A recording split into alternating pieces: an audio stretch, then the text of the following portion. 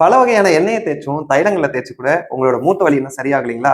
இப்ப நான் சொல்லக்கூடிய எக்ஸசைசஸை தினமும் ட்ரை பண்ணி பாருங்க. உங்க மூட்டு வலியில நிச்சயமா மாற்றம் ஏற்படும். ஆனா ஒரு விஷயம், இந்த எக்ஸசைசஸ் பண்ணி வலி அதிகமாகிற மாதிரி தெரிஞ்சா தயவு செய்து பண்ணாதீங்க. அதையும் மனசுல வச்சுக்கோங்க. ஸோ ஃபர்ஸ்ட் எக்ஸசைஸ், நம்ம இந்த மாதிரி படுத்துக்கிறோம்.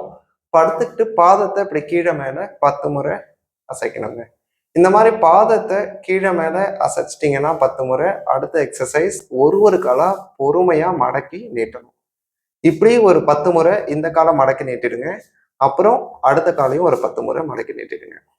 இப்படி 2 காலையும் 10 முறை மடக்கி நீட்டிட்டீங்க அப்படின்னா, பொறுமையா சைட்ல திரும்பி படுத்துக்கோங்க. 2 காலையும் உங்களால முடிஞ்ச தூரத்துக்கு மடக்கிட்டு, ஒரு காலை மட்டும் இப்படி ஓப்பன் பண்ணி ஜாயின் பண்ணுங்க. ஸோ இந்த மாதிரி 10 முறை இந்த சைடு பண்ணுங்க. அடுத்து அப்படியே சைட்ல திரும்பி படுத்துட்டு, அடுத்த சைடுக்குமே ஒரு 10 முறை காலை இப்படி ஓப்பன் பண்ணி க்ளோஸ் பண்ணிக்கணும். ஸோ இப்படி 2 காலையுமே நீங்க தூக்கி தூக்கி 10 முறை இறக்கிட்டீங்கன்னா இந்த எக்ஸசைஸ் முடிஞ்சிடும். அடுத்தது நேரா படுத்துக்கோங்க.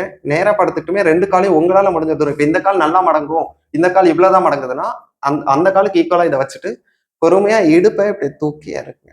இப்படி ஒரு 10 முறை இடுப்பை தூக்கி தூக்கி உங்களால முடிஞ்ச உயரத்துக்கு தூக்கி இறக்கிட்டீங்கன்னா இந்த எக்ஸசைஸ் கம்ப்ளீட் ஆயிடும். அடுத்தது சேம் முன்னாடி பண்ண மாதிரியே சைட்ல திரும்பி படுத்துக்கோங்க.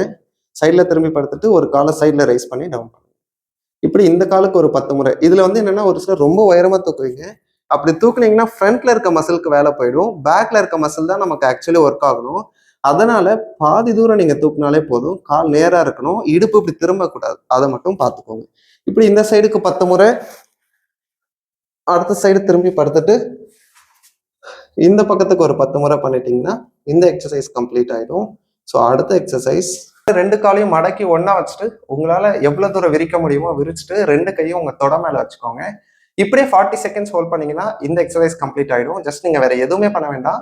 காலை இது மாதிரி விரிச்சு 40 நொடிகள் அப்படியே வச்சிருந்தாலே போதுமானது. ஸோ இது எல்லாத்தையும் முடிச்சிட்டிங்கன்னா கடைசியா திரும்ப 2 காலையும் ஒன்னா வச்சுட்டு கையை இப்படி தூரம் வச்சுட்டு பொறுமையா இடுப்பை இப்படி ரொட்டேஷன் பண்ணணும்.